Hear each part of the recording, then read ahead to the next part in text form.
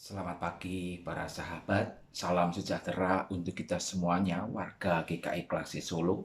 Bersyukur karena pagi hari ini masih bisa mendengarkan suara orang berkata sahur, sahur, dan juga melihat orang-orang berkeliling sambil pukul-pukul kentongan.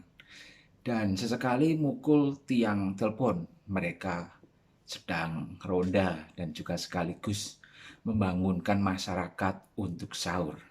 Dan bersyukur pula ketika pagi hari ini masih ada secangkir kopi pahit yang setia menemani pagi hari saya. Dan kiranya cinta kasih Tuhan juga boleh terus memeluk dan merangkul para sahabat sampai saat ini. Kita bersyukur karena pagi hari ini kita masih bisa bangun dan kita masih bisa menghirup udara segar dan organ-organ tubuh kita masih boleh berfungsi dengan baik. Nah, para sahabat yang dikasihi oleh Tuhan Yesus Kristus, ini adalah fosil pohon kelor yang sudah membatu. Yang namanya batu pasti keras. Kalau digigit, tidak cuil.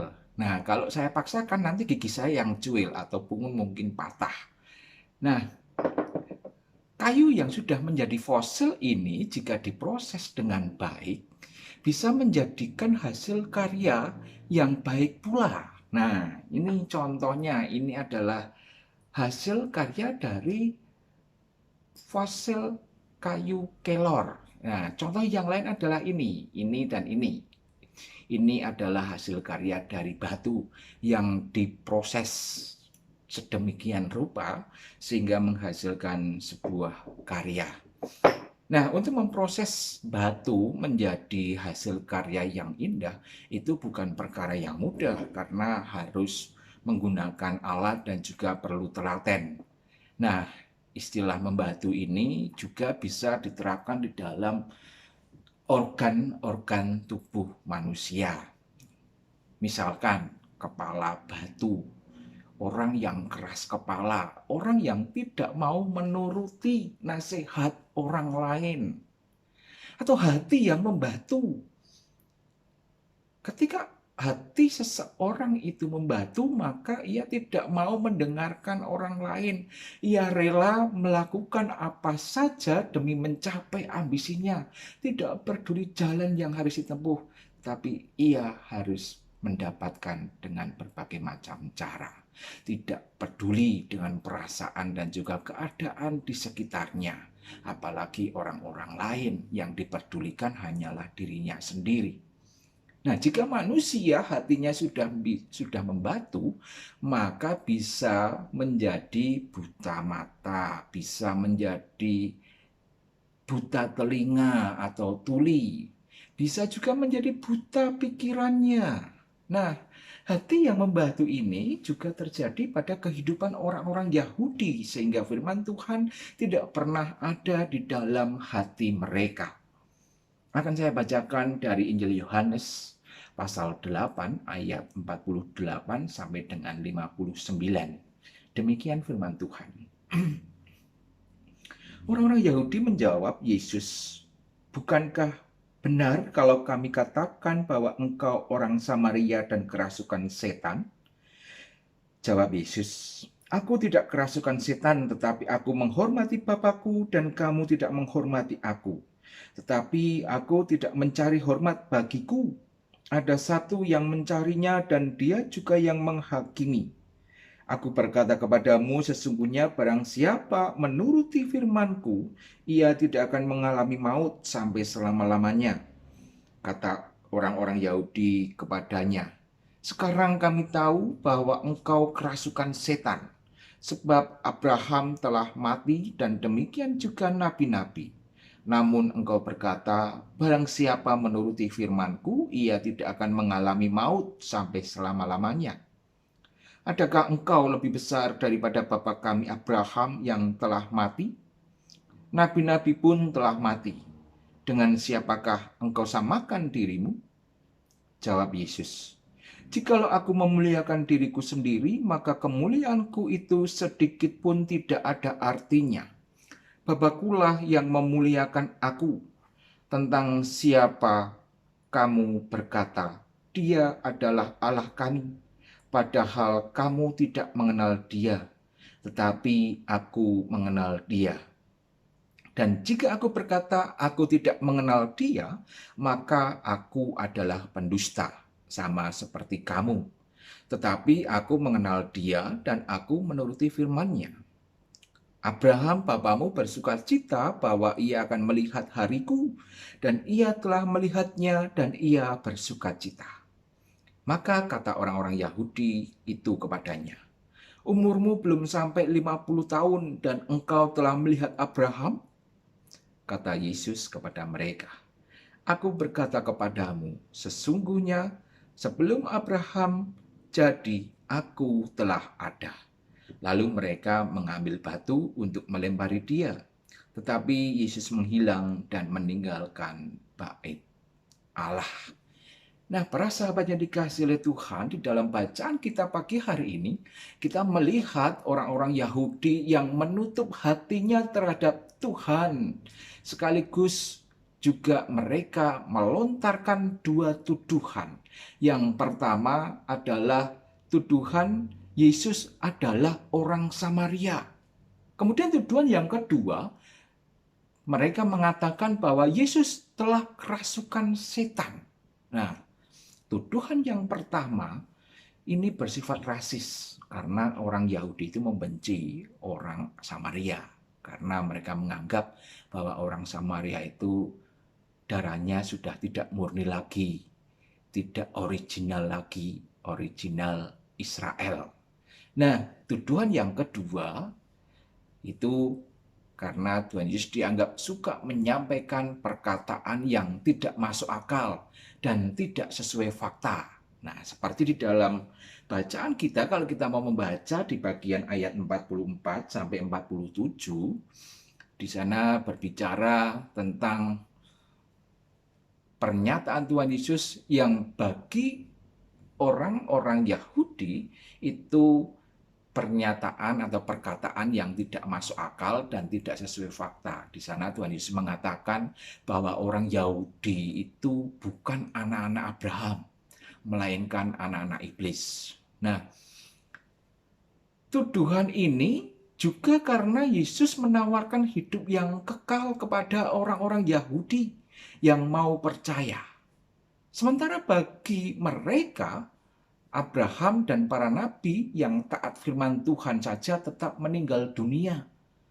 Loh, Abraham dan nabi-nabi meninggal dunia, sementara Tuhan Yesus menawarkan hidup yang kekal kepada orang-orang Yahudi. Nah, melalui statement ini, maka mereka, orang-orang Yahudi itu mengatakan bahwa Yesus itu telah kerasukan setan. Mereka menganggap Yesus telah menempatkan dirinya jauh lebih besar daripada Abraham dan para nabi. Nah, merespon tuduhan ini, kita melihat bagaimana Tuhan Yesus menegaskan kembali hubungannya dengan Sang Bapa. Iya, Tuhan Yesus ini memuliakan Bapa, tetapi mereka, orang-orang Yahudi, tidak memuliakan Tuhan Yesus dan juga Bapa yang mengutusnya. Tuhan Yesus tidak mencari kemuliaan bagi dirinya sendiri, karena hanya Bapa saja yang layak untuk dimuliakan, dan Bapa sendiri yang akan memuliakannya. Bapa yang demikianlah tidak mereka kenal, tetapi bagi Yesus, Bapa yang seperti ini adalah Bapa yang sangat dikenal, dan Yesus hidup sesuai dengan firman-Nya. Dalam hal ini Abraham bersukacita karena akan dan telah menyaksikan kedatangan Yesus yang lebih besar dari dirinya. Karena sebelum Abraham ada, Yesus telah ada, bahkan sebelum segala sesuatu diciptakan. Sebagai keturunan Abraham, ternyata orang-orang Yahudi tetap tidak percaya, bahkan ingin melemparinya dengan batu. Ini menunjukkan bagaimana hati mereka telah membatu. Nah, para sahabat yang dikasihi oleh Tuhan, ada beberapa hal yang dapat kita renungkan melalui bacaan kita pada pagi hari ini. Yang pertama, ada kalanya kita masih mengeraskan hati kita terhadap firman Tuhan. Kita hanya mau mendengar firman Tuhan yang disenangi, yang cocok, yang sesuai dengan keinginan kita. Kalau tidak cocok, tidak sesuai, aku nggak mau mendengarkan, aku nggak mau membacanya. Kita maunya hanya dilayani saja, sementara untuk melayani kita berkata, jangan saya, yang lainnya saja. Nah, melalui firman Tuhan pada saat ini, marilah kita terus merenungkan dan kita terus belajar untuk senantiasa memiliki hati yang lembut, hati yang penuh cinta, bukan hati yang membatu. Dengan hati yang lembut, dengan hati yang lunak, maka pikiran kita bisa memiliki cuaca yang cerah. Telinga kita tidak lagi tuli, mata kita tidak lagi buta. Mampu mendengar dan melihat penderitaan dan ketidakadilan yang terjadi di sekeliling kita. Itu yang pertama. Kemudian yang kedua, iman kepada Tuhan Yesus harus melahirkan perbuatan-perbuatan iman melalui sikap dan tindakan kasih, meskipun kadangkala mengalami penolakan. Terlebih di situasi dan kondisi pandemi sekarang ini yang belum tahu sampai kapan ini akan berlangsung. Belum tahu kapan pandemi ini akan berhenti, akan berakhir. Banyak orang terdampak oleh pandemi ini. Nah, apa yang bisa kita lakukan? Paling tidak minimal untuk diri kita sendiri. Apa yang bisa kita lakukan untuk diri kita sendiri dan juga untuk orang-orang di sekitar kita. Kemudian yang ketiga, yang perlu kita renungkan melalui bacaan kita pada pagi hari ini adalah sikap dan tindakan kasih yang mencerminkan Kristus, bukan untuk kemuliaan diri kita, melainkan hanya untuk kemuliaan Allah semata. Jadi apa yang kita lakukan, segala sikap dan perbuatan kasih kita yang kita nyatakan di dalam kehidupan kita, bukan demi kehormatan kita, bukan demi orang mengatakan, wow, orang itu sungguh sangat rohani, sungguh sangat baik. Bukan untuk mendapatkan kemuliaan untuk diri kita, melainkan untuk kemuliaan Allah semata. Selamat pagi, selamat menjalani hari baru pemberian Tuhan dengan penuh sukacita. Gusti berkahi. Amin.